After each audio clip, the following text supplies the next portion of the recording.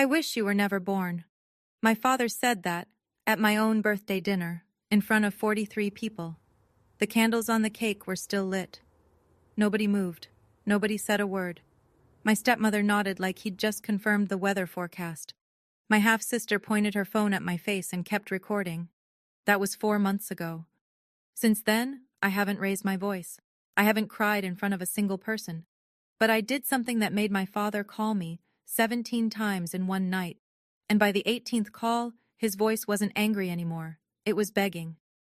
Before I go on, please take a moment to like and subscribe, but only if you genuinely connect with this story. Drop a comment with your city and what time it is where you are right now. Now let me take you back to 3 days before my birthday, the night I found out what the party was really for. I need you to understand something about the Meadows family before any of this makes sense. My father, Gerald Meadows, is 58, broad shoulders, deep voice, the kind of man who walks into a room and expects everyone to rearrange themselves around him. For as long as I can remember, he was the center of every holiday table, every family gathering, every decision. No one questioned Gerald, not once. My mother, Emily, died when I was 8. Complications after a surgery, something that went wrong months after she had me. I didn't understand it then. I barely understand it now. But what I understood early, what I felt in every silence, every skipped bedtime story, every look my father gave me when he thought I wasn't watching, was this. He blamed me. He never said it out loud. Not back then. He didn't need to. It lived in the things he didn't do. He didn't come to my school plays. He didn't hang my drawings on the fridge. When I got the flu in 4th grade, it was my grandmother, Eleanor, who drove 40 minutes to pick me up. Not him. Eleanor was my father's mother. She was the only person in that house who made me feel like I had a right to exist. She called me my girl. She came to every single recital. She died 2 years ago, and some days I still reach for my phone to call her. After my mother passed, my father remarried. Linda Holt became Linda Holt Meadows. She brought Brielle, her daughter, from a previous marriage. Brielle was 4 years younger than me, blonde, loud, and instantly, permanently, the favorite. I was moved to the smallest room upstairs. My mother's photos came down. Linda's went up. And that was just the beginning. 4 years ago, my father lost his job at a logistics company. Downsizing, they said. He never looked for another one. I was already working as a registered nurse at the community hospital. 12-hour shifts, night rotations, the kind of tired that sits behind your eyes and doesn't leave. When the first mortgage notice came, Gerald left it on the kitchen counter without a word. Linda mentioned it at dinner like she was commenting on the weather. "Someone should probably handle that," she said. She looked at me. So I handled it. The mortgage, the electric, the water, the property tax, the homeowner's insurance. $2,800 a month straight from my paycheck. I set up autopay so I wouldn't have to think about it. I told myself it was temporary. Gerald would find work. Things would balance out. They didn't. Instead, Linda got comfortable. She discovered my credit card had a supplementary card, one she'd somehow talked Gerald into authorizing. I'd see charges I didn't make. A $300 coat for Brielle, shoes, a handbag, then a $1,200 designer bag charged 3 weeks before my birthday. When I brought it up, Gerald shut me down in 4 words. "She's your sister, Tula." She wasn't, but I stopped correcting him years ago. What kept me quiet was a promise. Eleanor, in her last weeks, held my hand and said, "Keep this family together, my girl. They'll fall apart without you." I believed her. I thought if I just kept paying, kept showing up, kept being the responsible one, eventually they'd see me. Eventually my father would look at me and see something other than the daughter who cost him his wife. I was wrong. But that $1,200 bag? That was the first crack. 3 nights before my birthday, I came home from a double shift at 1 in the morning. The house was supposed to be dark. It wasn't. A light bled from under the kitchen door, and I could hear voices, low, deliberate, the kind people use when they don't want to be overheard. I stopped on the stairs, held my breath. Linda's voice came first, clear as glass. "We announce it at her birthday. 40 people. If she says no in front of everyone, she looks selfish. If she says yes, problem solved." my father's voice, slower. And if she makes a scene? Then you do what you should have done years ago. A pause. Cut her off. I pressed my back against the wall. My scrubs were still damp from work. My hands were shaking. Not from cold. They were talking about my savings, $52,000, 6 years of overtime, holiday shifts, skipped vacations, every dollar I had that wasn't already draining into their mortgage and their electricity, and Linda's credit card charges. Brielle was engaged. I didn't even know until that moment. And they wanted my money to pay for her wedding. Not asked, wanted, planned, choreographed, down to the audience. She owes this family, Linda said. Her voice had no hesitation. It's time to collect. I backed up the stairs, one step at a time. My heart was slamming so hard I was certain they could hear it. They didn't. I sat on my bed in that tiny room for 2 hours. I didn't cry. I stared at the ceiling and thought about every payment, every silent dinner, every time I swallowed the word no, because I was afraid of what would happen if I said it. Something shifted that night. I didn't know what yet, but it was already moving. The next morning I sat in my car in the hospital parking lot and made a phone call I'd been putting off for 2 years. Margaret Calloway, 64, estate attorney, my grandmother's closest friend for 3 decades. Eleanor had mentioned her name exactly once in her final days, in a voice so quiet I almost missed it. If you ever need to understand what I've left behind, Eleanor had whispered, call Margaret. I'd written the number on the back of a grocery receipt and tucked it into my wallet. It stayed there, untouched, through Eleanor's funeral, through 2 years of bills and silence and a house that never felt like mine. Margaret picked up on the second ring. Tula Meadows, she said, like she'd been expecting me. Your grandmother told me you'd call eventually. I need to know what she left, I said. I think I need to know now. Come to my office. There are things your grandmother wanted you to know, when you were ready. She paused. Are you ready? I think so. Then I'll have everything prepared. I scheduled the appointment for the following week, after the birthday dinner. Whatever was coming, I needed to get through Saturday first. That afternoon, Brielle found me in the kitchen. She held up her left hand, wiggling a diamond ring I'd never seen before. You're gonna help with my wedding, right? She smiled. Dad says you have some savings. I looked at the ring. I looked at her face. She wasn't being cruel. She genuinely believed I existed to fund her life. That was worse. We'll talk about it later, I said. I didn't know what Margaret had for me, but I knew one thing. Whatever Eleanor left behind, she left it for a reason. My grandmother was a careful woman, very careful. Let me tell you what $52,000 means when you're a nurse. It means 6 years of picking up every holiday shift nobody wanted. Christmas, Thanksgiving, New Year's Eve. It means eating leftovers from the break room instead of going out. It means driving a car with 200,000 miles on it because the monthly payment on a new one would slow the savings down. That money was supposed to be my way out. A down payment on a small place of my own. A life that didn't revolve around auto-pay transfers to a house where nobody thanked me. If I gave it to Brielle's wedding, I'd be starting from zero at 28 with nothing to show for a decade of work. No safety net, no future, just a pretty reception I helped pay for and a seat at the back of the church. But here's the thing that burned the most. It wasn't the money, it was the pattern. When I was 18, I applied for a nursing scholarship. Full tuition. I got accepted. The letter arrived in a white envelope addressed to me, and I never saw it. I found out 2 years later, by accident, when a former teacher mentioned it at a grocery store. Didn't you take that scholarship, Tula? You were the top candidate. I went home and searched, found the opened envelope in my father's desk drawer, shoved behind old tax forms. He'd read it. He never told me. When I confronted him, he didn't even flinch.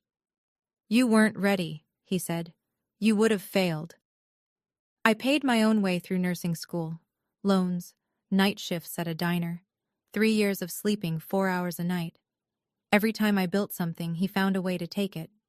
This time, I decided to stop handing him the hammer. In the Meadows family, Gerald was the oldest brother. That meant something. In our family, the oldest didn't just lead, he narrated. He decided who was generous and who was selfish, who was loyal and who was difficult. The rest followed because it was easier than fighting. My Uncle Roy was the only person who ever pushed back. He's Gerald's younger brother, a carpenter. Quiet guy, hands like sandpaper, the kind of man who says 10 words where other people say 100. 5 years ago, at Thanksgiving, Roy looked across the table and said, "Gerald, you're too hard on that girl." That was it. One sentence. Gerald didn't yell. He simply stopped inviting Roy to anything, stopped returning his calls. Within 6 months, Roy was erased from every family gathering like he'd never existed. That's what I was facing. Not just my father, the entire architecture of a family built around his version of events. 2 days before the party, Linda started making calls. I know because I heard her from the hallway, on speakerphone, cycling through aunts and cousins with the same rehearsed script. "Tula's been so difficult lately. She won't help with anything. Gerald gives, and she just takes." She called Aunt Patricia, Cousin Hannah, even my father's old college friend, planting seeds, framing the story before I ever got a chance to tell mine. Then my phone rang. It was Aunt Patricia. "Honey, what's going on? Your father says you've been giving them a hard time." I stood in my room, phone pressed to my ear, and realized the trial had already happened. The verdict was in, and I hadn't even been allowed to testify. I was walking into that birthday dinner already convicted.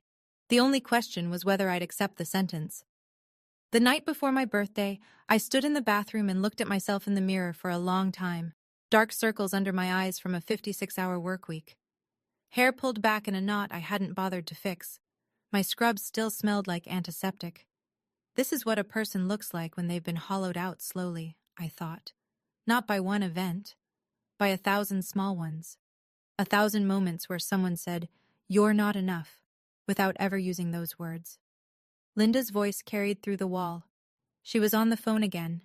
I could hear the tinny echo of speakerphone from the master bedroom. "She's always been jealous of Brielle. You know how it is. Some kids just don't have it in them to be grateful." I pressed my ear to the wall. I couldn't help it. "Gerald's given her everything," Linda continued. "A roof, food, stability, and she can't even do this one thing for her sister? Honestly, I don't know what Emily would think." Emily. My mother's name. In Linda's mouth, used as a weapon. My hands went flat against the wall. I closed my eyes. For a second, just 1 second, I wanted to open that door and scream. Scream until the neighbors heard. Scream until someone in this house finally understood what it felt like to be me. But I didn't. Because screaming was what they expected. Screaming was what Linda had prepped 43 people to witness. The dramatic, ungrateful stepdaughter, making a scene. I stepped back from the wall, sat on the edge of my bed, and I thought about something Eleanor used to say. "Quiet strength, my girl. Let them shout. You just keep standing." So that's what I did. I picked out a dress for my birthday, and I stood. Saturday evening. Rossini's, a mid-range Italian restaurant on the east side with exposed brick walls and warm pendant lighting. Gerald had booked the private dining room. 43 people. I walked in wearing the only nice dress I owned, navy blue, modest. I'd curled my hair, put on lipstick. For the first time in months, I wanted to feel like someone worth celebrating. The room buzzed with conversation. White tablecloths, candles in glass holders. A banner stretched across the back wall. "Happy birthday, Tula." Someone had ordered a cake. Chocolate, my favorite. For a moment, I let myself believe it was real. Then I noticed the seating. The main table, the one directly under the banner, had 5 chairs, Gerald at the head, Linda to his right, Brielle next to Linda, Derek Collins, Brielle's fiancé, beside her, and 1 empty seat for Gerald's college friend. My name was on a place card at a smaller table, near the kitchen door, at my own birthday dinner. I picked up the card and sat down without a word. People greeted me as they passed, quick hugs. "Happy birthday, sweetheart." But the conversations always drifted. "Brielle, show me that ring. When's the wedding?" "Linda, you must be thrilled." I watched from my table, sipping water, smiling when someone glanced my way. Then Gerald stood. He tapped his glass with a butter knife. The room quieted. He picked up the small wireless microphone the restaurant had provided. He looked out at 43 faces. He smiled. "Tonight is special," he began.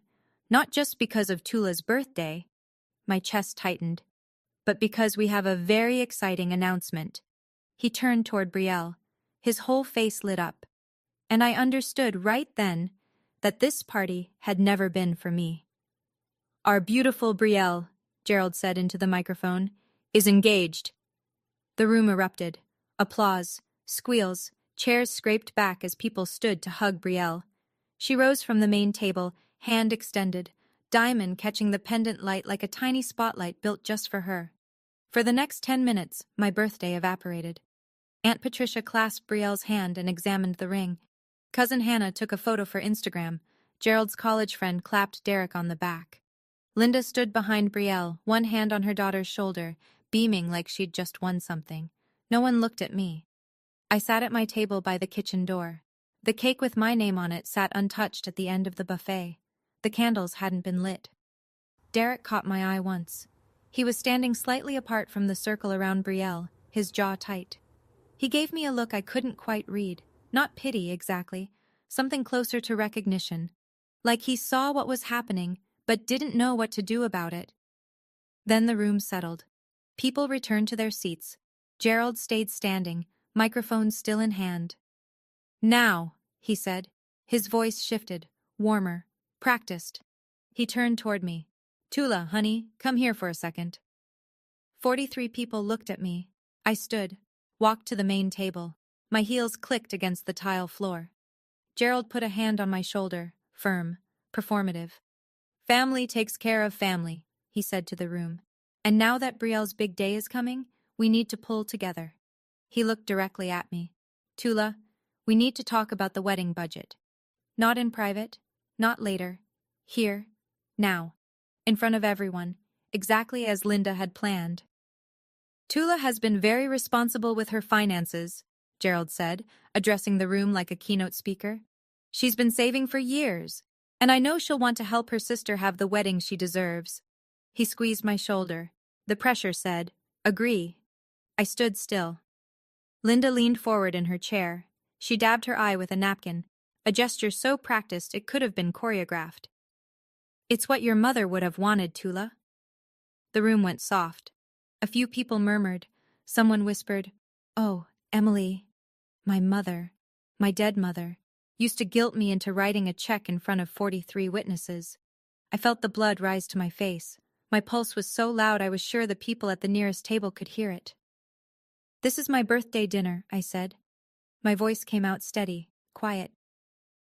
"Can we not do this here?" Gerald's smile thinned. His hand dropped from my shoulder. "Another time?" He shook his head slowly. "You always say another time, Tula. Not now. Never when it matters." His volume climbed. Not shouting. Gerald never shouted. He commanded, "I have given you a home, a family, 20 years of patience, and you can't do this one thing?" The room was a held breath, forks down, napkins still. Aunt Patricia stared at her plate. Cousin Hannah gripped her water glass. Brielle pulled out her phone, tilted the screen toward me. A tiny red dot blinked in the corner. Recording. I looked at the dot. I looked at Brielle. Her thumb hovered over the screen. For 1 second, her hand trembled, like she almost lowered it. She didn't. Gerald stepped closer. His face was red now. "If you can't do this one thing for your family..." He didn't finish. Not yet. I spoke before he could finish. "I'm not giving away my savings, Dad." My voice didn't waver. "That money is for my future." The room shifted. Someone inhaled sharply near the back.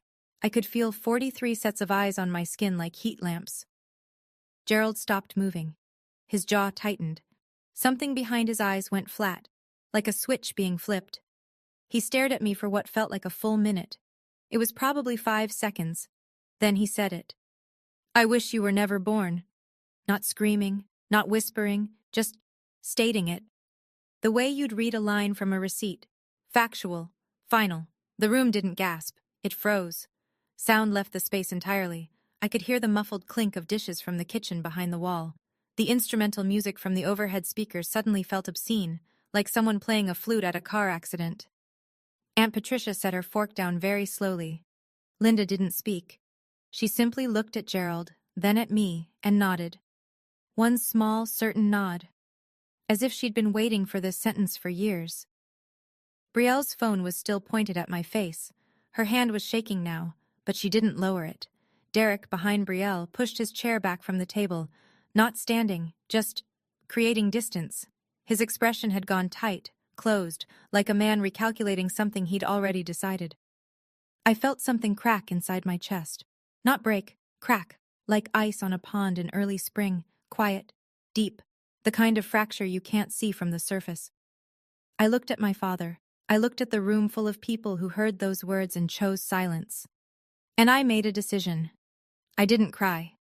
I picked up my napkin from the table, folded it once, twice, set it down neatly beside my untouched water glass.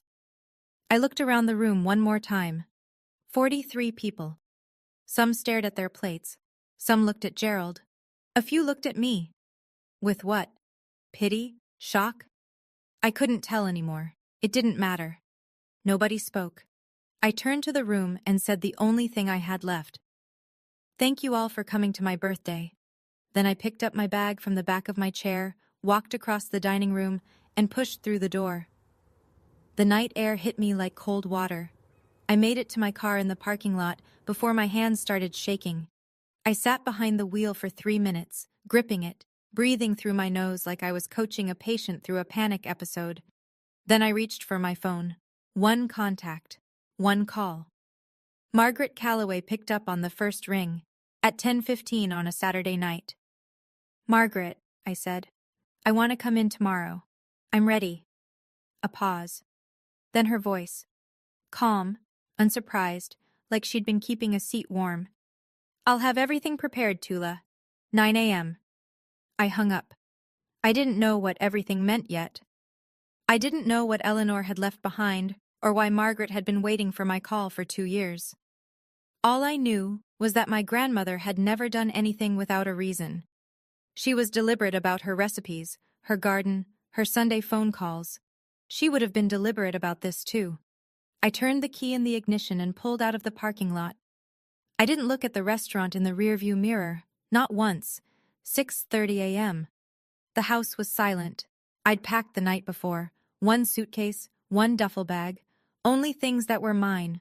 Clothes, my nursing license in its frame, a photo of Eleanor and me at the county fair when I was 11. I left everything else. I carried the bags downstairs in 2 trips, stepping over the creaky 3rd step by habit. No one stirred. Gerald's snoring rumbled from behind the master bedroom door. Linda's sleep mask was probably still on. At the kitchen table, I sat down and opened my laptop. 15 minutes of precise, quiet work. First, I transferred my savings to a new account at a different bank. Every cent moved. Second, I called the credit card company's automated line and canceled the supplementary card, effective immediately. Third, I confirmed the lease on a studio apartment 6 miles across town. I toured it the previous week on my lunch break without telling anyone. 400 square feet, clean, mine. Before I left, I placed a single envelope on the kitchen counter. Inside, 4 years of bank statements, every mortgage payment, every insurance premium, every utility bill, every tax installment, highlighted, totaled, dated, $134,000, all from my account, all for this house. No letter, no explanation, no "I told you so." Just numbers. I zipped my jacket, picked up my bags, and walked to the front door. The hallway was still dark. The house smelled like Linda's lavender diffuser and old carpet. I'd lived here for 20 years. I'd paid for it for 4. I turned the knob, stepped outside, and pulled the door shut behind me. It clicked. Soft. Final. I loaded the car and drove east into a sky that was just beginning to turn pink. I did not come back. I want to pause here for a second. If you've ever had to leave a place you called home, not because you wanted to, but because you had no other choice, type "I understand" in the comments. I read every single one. And if you think I should forgive my father or set a permanent boundary, let me know that too. Because the story is about to take a turn I didn't see coming. Here's what I learned later, pieced together from Uncle Roy and Cousin Hannah. Sunday morning. Linda walked into the kitchen around 9. She noticed the envelope on the counter but pushed it aside to make coffee. She climbed the stairs to tell me breakfast was ready, not out of kindness, out of habit. My room was empty, closet cleared, bed stripped to the mattress. She called Gerald. Her voice was flat, almost amused. She actually left. Gerald came upstairs, looked at the bare room, shrugged. Good, let her sulk. She'll be back by Friday. He went downstairs and turned on the television. Brielle woke up next. She reached for her phone and opened the banking app. The supplementary credit card was declined, frozen, canceled. She called me. Voicemail, called again. Voicemail. She walked into the living room, phone in hand. My card's not working. Did Tula do something? Gerald glanced at her. She's throwing a tantrum. It'll pass. Linda found the envelope on the counter again. She picked it up, weighed it in her hand, then set it back down unopened. Probably some dramatic goodbye letter, she said. I'm not giving her the satisfaction. By Monday afternoon, Gerald had called me 4 times, each time voicemail. He left one message. Tula, this is childish. Call me back. By Wednesday, silence from my end. Not a single text, email, or returned call. Gerald told Aunt Patricia I was going through a phase. He told his college friend I was being emotional about the birthday thing. He told Roy, actually, he didn't tell Roy anything. They still weren't speaking, and the envelope sat on the kitchen counter untouched. A time bomb no one bothered to open. Day 5. The electric company sent an automated notice, past due. Gerald called their customer service line, gave his name, asked for the account details. I'm sorry, sir. The account is registered to Atula Meadows. He blinked. That's my daughter. I live at this address. We can only discuss account details with the registered holder. He hung up, stared at the phone. Day 7. A letter from the bank. Not a bill, a formal notice. Mortgage payment overdue. He tore open the envelope standing at the mailbox. The name on the mortgage, Tula E. Meadows. Gerald read it twice. Then he carried it inside and dropped it on the kitchen table in front of Linda. What the hell is this? Linda picked it up. Her eyes scanned the page. Her mouth opened, closed. That's impossible. This is our house. That's what I said. Gerald went to the filing cabinet in the hallway closet, the one he hadn't opened in years. He pulled folders, tax returns, old pay stubs, insurance papers. He searched for a deed, a title, anything with his name on it. Nothing. Not a single document tied him to the house. Then Linda remembered the envelope. She walked back to the kitchen counter. The white envelope was still there, now with a coffee ring on one corner. She tore it open. Pages. Dozens of pages. Bank statements going back 4 years. Each one highlighted. Each one showing auto-pay withdrawals from Tula's checking account. Mortgage, electric, water, insurance, tax. Total $134,000. Linda sat down. She didn't speak for a long time. Gerald stood behind her, reading over her shoulder. His face had gone gray. But they still didn't know the worst part. The house wasn't just in my name because of payments. It had never been in Gerald's name, not once. Gerald did what Gerald always did when he lost control. He picked up the phone and started narrating. Within 24 hours, half the family had heard his version. Tula walked out. Tula canceled the credit card. Tula stopped paying bills. She's punishing us because she didn't get enough attention at her birthday. Some people believed him. They always had. But something was different this time. Some people remembered that night at Rossini's. They remembered Gerald's face when he said those words. They remembered the silence that followed. And they remembered that not a single person in that room, including themselves, had stood up. Cousin Hannah called me on a Thursday evening. I almost didn't answer.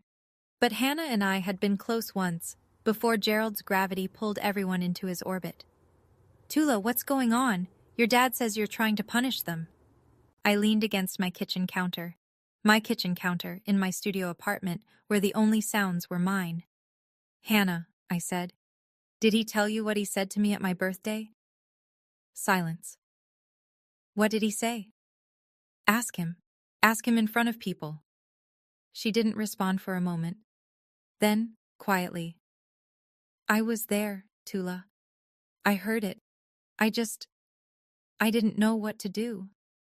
I know, I said. Nobody did. Meanwhile, Gerald made one more call. He drove to Uncle Roy's house, the brother he hadn't spoken to in 2 years, and knocked on the door. Roy opened it, looked at Gerald for a long time. I need your help, Gerald said. Tula's gone off the deep end. Roy leaned against the doorframe. Gerald, did you really say that to her? At her birthday? Gerald's jaw tightened.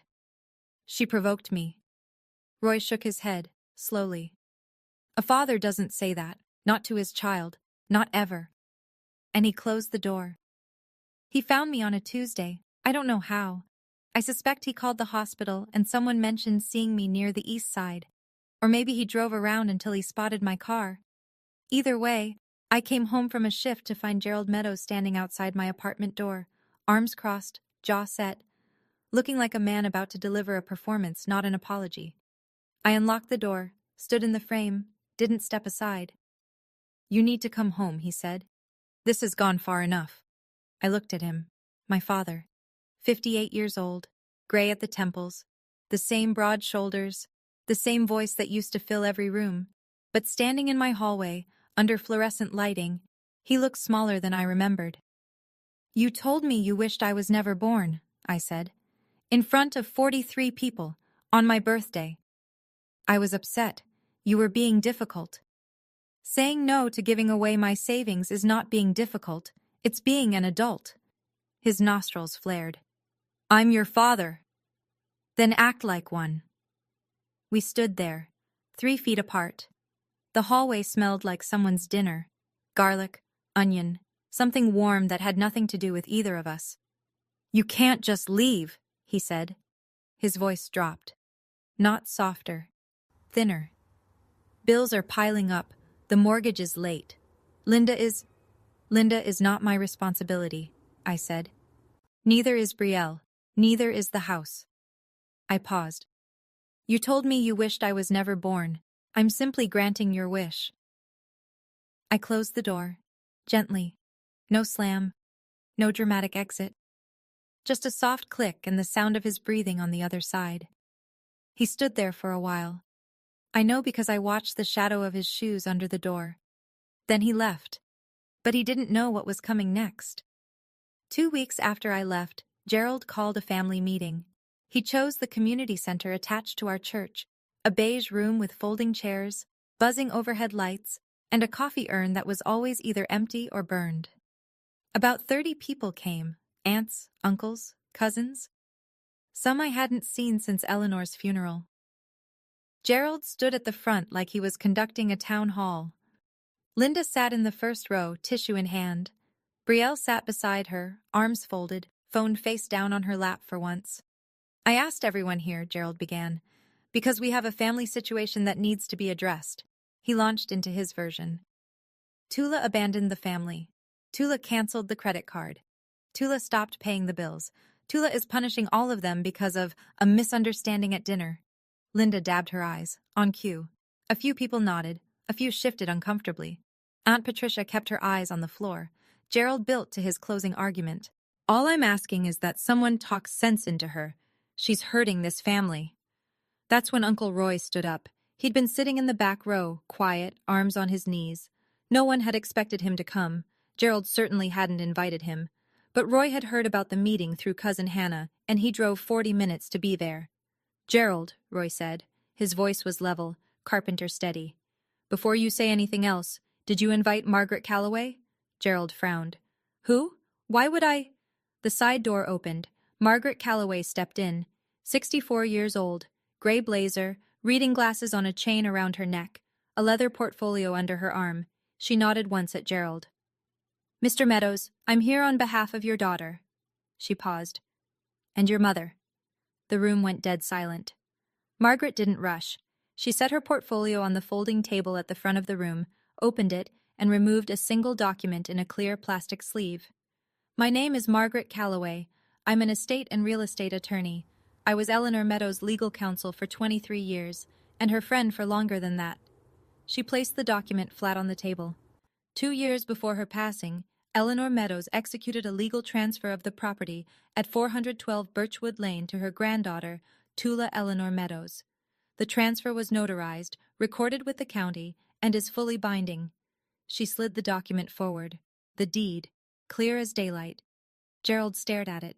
His face didn't move. "That's impossible," he said. "That is my house." Margaret looked at him over her reading glasses. "Your name has never been on the deed, Mr. Meadows. Your mother purchased the home in 1987. She chose who would inherit it."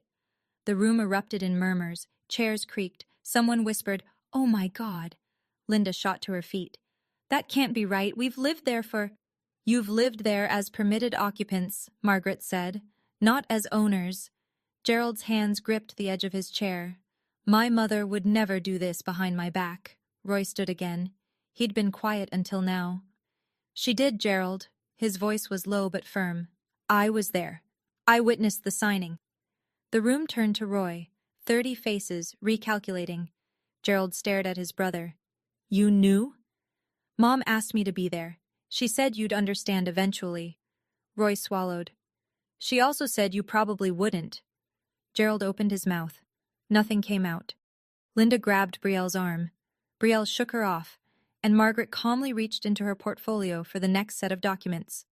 "In addition," Margaret continued, unclipping a thick stack of highlighted pages, "over the past 4 years, Tula Meadows has personally paid the full mortgage, homeowner's insurance, property tax, and all utilities for the property at 412 Birchwood Lane."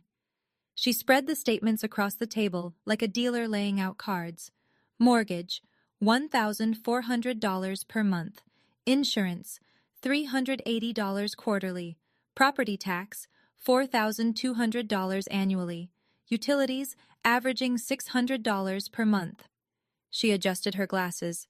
Total personal expenditure, approximately $134,000. All documented, all from Tula's individual checking account. The room didn't erupt this time. It sank. The kind of silence where you can hear someone swallow 3 rows back. Aunt Patricia, the woman who had called me to ask why I was giving my father a hard time, pressed her hand over her mouth. Cousin Hannah stared at the table. Her eyes were wet. An uncle near the back leaned forward. "She paid for the whole house? This whole time?" "She did," Margaret said. "And during that same period, a supplementary credit card linked to Tula's account was used for personal purchases by other household members. Those charges were also paid by Tula." Linda's face went white. Not pink with embarrassment. White, drained. "She lived there for free," Linda blurted. That was her contribution to the family. Room and board." Margaret looked at Linda. Not unkindly, but without a trace of indulgence. "Mrs. Meadows, Tula was paying the mortgage on a property she legally owns. If anything, she was subsidizing your housing." Someone in the back row let out a breath that was almost a laugh. Gerald hadn't moved. He sat with both hands on his knees, staring at the bank statements from 4 feet away, as if looking at them too closely might make them more real. These were numbers, not opinions. Numbers don't take sides. Aunt Patricia stood first. She was 61, 5'2", and had never raised her voice at a family gathering in her life. She looked at Gerald the way you look at someone you're seeing clearly for the first time. "Gerald," she said, "you stood in that restaurant and told that girl you wished she was never born. The girl who paid for your roof?" Gerald didn't answer. Cousin Hannah spoke next, her voice cracking. "I called her. I called Tula and accused her of being selfish. She didn't even defend herself. She just asked if I knew what you said." Uncle Ray, Gerald's cousin from Ohio, crossed his arms. "Eleanor knew. She saw this coming. That's why she did what she did." Gerald tried to regain the room. He straightened in his chair, squared his shoulders, and used the voice that had controlled this family for decades. "This is a family matter. Margaret, I think you should leave." Margaret closed her portfolio with one smooth motion. "I was asked to present a file. The file has been presented." She nodded once. "Good evening." She walked out the side door. No drama. No final word. Just a woman who had done exactly what she came to do. The door clicked shut. Gerald looked around the room. 30 faces. Not one of them was on his side. Roy sat back down, arms folded. Patricia shook her head. Hannah wiped her eyes. Linda grabbed Brielle's wrist. "We're leaving." Brielle pulled her arm free. "No," Brielle said. It was one word. Quiet. But Linda's head snapped toward her daughter like she'd been slapped. "Brielle!" "I said no, Mom." It was the first time I'd ever heard Brielle refuse Linda anything. I wasn't in that room. But Roy told me about it later, and when he described that moment, even he sounded surprised. "I want to ask you something real. If you were in my shoes right now, knowing everything you know, would you give Gerald a second chance, or would you draw the line for good?" Type "second chance" or "boundary" in the comments. I read every single one, and I'd love to hear your take. Now let me tell you what I decided, because it wasn't simple. 2 days after the family meeting, Margaret sent a formal letter to Gerald and Linda. 60-day notice to vacate the property at 412 Birchwood Lane. It was typed on firm letterhead, sent certified mail. Every line was legally precise, procedurally clean, and completely within my rights as the property owner. I didn't send it myself. I didn't attach a personal note. Margaret handled it the way she handled everything, correctly. That night, Gerald called me 17 times. Calls 1 through 10 were angry. I know because I listened to the voicemails the next morning in order, like chapters of a book I already knew the ending to. "You think this is funny? This is my family's house. You ungrateful..." Click. Calls 11 through 15 shifted, harder to listen to. The anger started to crack, and underneath it was something thinner. Desperation. "Tula, we can talk about this. Just tell Margaret to pull the letter back." I'll apologize. Is that what you want?" Call 16 was silence. 28 seconds of breathing, then he hung up. Call 17. The last one. Gerald's voice stripped of everything. No authority, no performance. "Tula, please. Where are we supposed to go?" I sat on the edge of my bed in my studio apartment, morning light through the window, a mug of coffee going cold on the nightstand. I played that last voicemail twice. I didn't feel victory. I didn't feel satisfaction or vindication or any of the things people think you're supposed to feel when the person who hurt you finally breaks. I felt something quieter, like setting down a bag I'd been carrying for 20 years and realizing how badly my shoulders ached. I saved the voicemail, closed my phone, and went to work. I had a 12-hour shift. Patients needed me. That hadn't changed. 3 days later, Brielle called. I almost didn't pick up, but something made me tap the green button. Maybe the memory of her pulling her arm away from Linda in that church room. Maybe curiosity. "Tula." Her voice was thick, congested. She'd been crying. "Please, can we just talk?" "I'm listening." "If we lose the house, my wedding, everything, it's all falling apart. Can you tell Margaret to stop?" I leaned against my kitchen counter. Outside, a neighbor's kid was riding a bicycle in circles. The normalcy of it felt surreal. "Brielle, did you watch the video you recorded that night?" Silence. "What video?" "At the restaurant. You pointed your phone at me while Dad said those words. You didn't put it down. You didn't say, 'Dad, stop.' You just recorded." More silence. Longer this time. "I didn't mean..." "I know," I said. "That's exactly the problem. You never mean anything. Things just happen around you and you let them." I could hear her breathing, ragged, uneven. "I'm not doing this to punish you, Brielle. I need you to understand that. I'm not punishing Dad. I'm not punishing Linda. I am done being the person who sacrifices everything so everyone else is comfortable." "But where will we..." "That's not my question to answer anymore." A long pause. I could hear Linda's voice in the background, muffled, urgent, coaching Brielle on what to say next.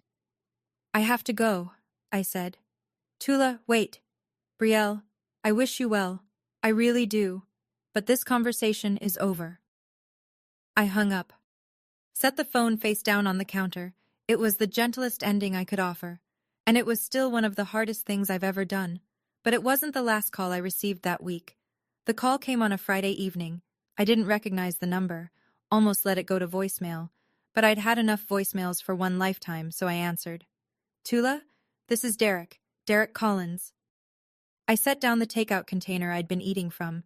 Brielle's fiancé. We'd never spoken one-on-one before. Not once. I know this is unexpected, he said. His voice was careful, measured, like a man who'd spent days rehearsing this call.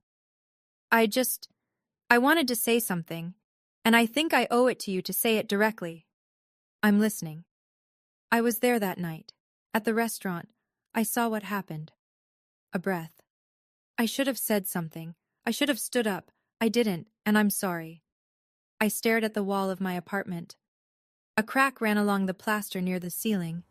I'd been meaning to mention it to the landlord. Thank you, Derek. There's more. Another pause. I've been watching how your family treats you, not just that night, the months before. The way Linda talks about you when you're not in the room, the way Gerald takes credit for things I now know you paid for. His voice tightened. Honestly, Tula, I'm rethinking a lot of things. My chest ached, not from pain, from something rarer, recognition. That's between you and Brielle, I said softly. I know it is, but I wanted you to know. Someone in that room saw you, and what your father did was wrong. For the first time since the night of my birthday, my eyes stung. I blinked hard. Twice. Thank you, I said again. And I meant it in a way I couldn't fully explain. We said goodbye. I sat very still for a while. Someone saw me. After all of it, someone actually saw me. Week 3. Gerald and Linda moved out of 412 Birchwood Lane. Not because the 60 days were up, they had time left, but because the mortgage was past due, the electric bill was in collections, and Gerald couldn't bring himself to call me and ask for help paying for a house he now knew wasn't his. Uncle Roy took them in. He set up the spare bedroom, made space in the garage for Gerald's boxes, cooked dinner the first night without saying much. That was Roy, practical before emotional. But he had one rule.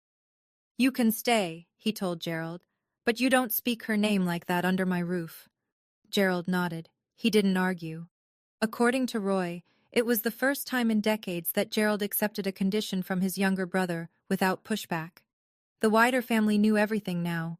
Margaret's presentation at the church had traveled through the Meadows network like a shockwave. Aunt Patricia called to apologize. Cousin Hannah sent a long text that ended with, I should have spoken up that night. I'm sorry I didn't. 4 or 5 other relatives reached out, some awkward, some tearful, some just short messages, thinking of you. Linda, meanwhile, tried a different strategy. She posted on Facebook a long, emotional status about being forced out of our home by a vindictive stepdaughter. She tagged 6 family members and added a crying emoji. It lasted 2 hours. Cousin Hannah replied with a screenshot of the bank statements, names and account numbers blacked out, but the totals clear. 23 people saw it before Linda deleted the entire post. Brielle's social media went dark. Her Instagram, which usually posted 3 times a day, showed nothing for the first time in years. The silence from that corner was louder than anything she'd ever posted. Margaret delivered the second envelope on a gray Wednesday morning. She'd been holding it for 2 years, sealed, handwritten, with instructions from Eleanor that were specific down to the timing. Give this to Gerald only after he learns the truth about the house. Eleanor had known. She'd known how this story would unfold. Maybe not the details, but the shape of it. The inevitability. Roy told me later what happened. Gerald was alone in Roy's spare bedroom. Margaret had dropped the envelope at the front door with Roy, who carried it upstairs and set it on the dresser. From Mom, Roy said. Margaret says she wanted you to have it when you were ready. Gerald stared at the envelope for an hour before he opened it. The letter was 2 pages. Eleanor's handwriting. Neat, slanted slightly to the right, the way she wrote recipe cards and birthday notes. I never read the full thing. Gerald never showed it to anyone. But Roy saw him afterward, and the parts Gerald eventually repeated, in fragments over weeks, were enough. Eleanor wrote that she loved her son. She also wrote that she'd watched him punish a child for a grief that was never that child's fault. You blame her for Emily's death, she wrote. But Emily died loving both of you. Don't punish the living for the grief of losing. She explained why she gave the house to me. Not as punishment, as protection. Tula is the only one in this house who knows how to love without keeping score. She's also the only one who would never ask for what she deserves. so I'm making sure she has it whether she asks or not. Gerald sat in that room for a very long time. When he came downstairs, his eyes were red. He didn't say a word. He called me 2 weeks later. I almost didn't answer. I'd gotten used to silence by then. The good kind. The kind that belongs to you because no one is filling it with demands. But I picked up. I don't entirely know why. Maybe because it was the first time he'd called just once, at a normal hour, without following up 17 more times. Tula. Dad. A long pause. I could hear Roy's house in the background. A clock ticking. Something humming. A refrigerator, maybe. I read Mom's letter, he said. I waited. I don't... He stopped. Started over. His voice was rough, unsteady, like he was speaking a language he hadn't used in years. I don't know how to fix this. I pressed the phone against my ear, closed my eyes. I'm not asking you to fix it, Dad. I'm asking you to stop breaking it. He didn't respond right away. When he spoke again, it was barely above a whisper. Can I see you? Not yet. When? I don't know. Maybe someday. But only if things are actually different, not performed. Different. Silence. Then, okay. No fight, no lecture, no, after everything I've done for you. Just, okay. We stayed on the line for another 10 seconds without speaking. Then I said goodbye, and I hung up. I stood by the window in my apartment. The sun was setting behind the buildings across the street, turning everything gold and long-shadowed. I wasn't forgiving him. I want to be clear about that. Forgiveness isn't a phone call. It's not a single moment. It's a process that requires evidence, not just words. And I hadn't seen evidence yet. But I'd heard something in his voice I'd never heard before. Not an apology, something smaller, something that might, in time, grow into one. Or it might not. And I'd be okay with that too. 3 months later. My apartment is 400 square feet. The hot water takes 90 seconds to warm up. The walls are thin enough that I can hear my neighbor's cat meowing at 5 in the morning. It's mine. I still work at the hospital. Still take night shifts. Still eat leftovers in the break room on Tuesdays. But when I check my bank account now, the number is mine. Every dollar earned, every dollar spent, accounted for on my terms. Uncle Roy comes by every Sunday.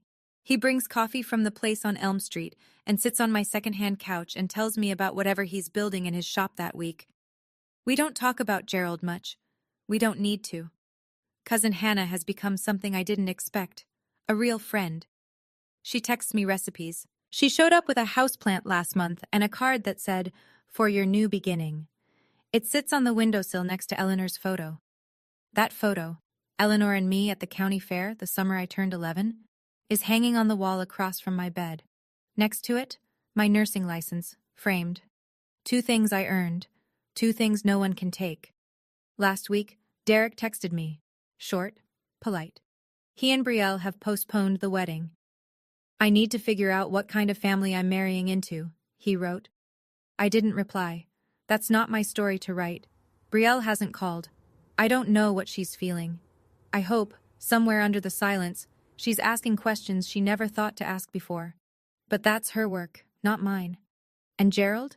He sent a Christmas card. No apology inside, no letter. Just my name on the front, written in his handwriting. Tula. That's all. Just my name. Like he was practicing saying it without flinching. I'm not telling you this story so you'll feel sorry for me. I'm telling you because maybe you're sitting somewhere right now, in a house you pay for but don't feel welcome in, next to people who take everything you give and call it not enough. Staring at a phone full of messages from someone who hurt you and wants you to pretend it didn't happen. I've been there. I know what that silence sounds like from the inside. Leaving wasn't revenge. I know some people will call it that.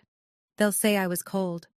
They'll say I should have tried harder, talked it out, given another chance, another year, another $100,000 of patience.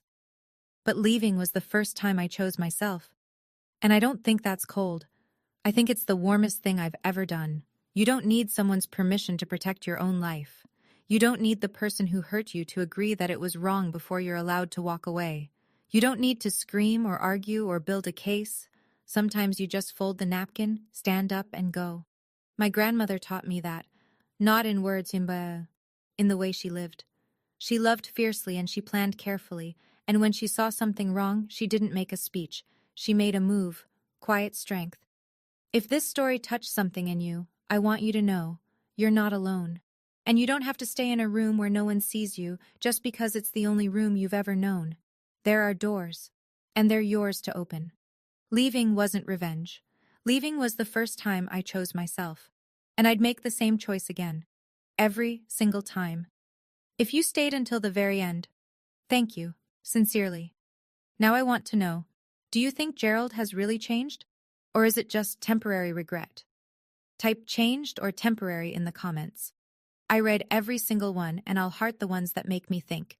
And if you want more stories like this one, check the description. There's another one waiting for you. I'll see you there.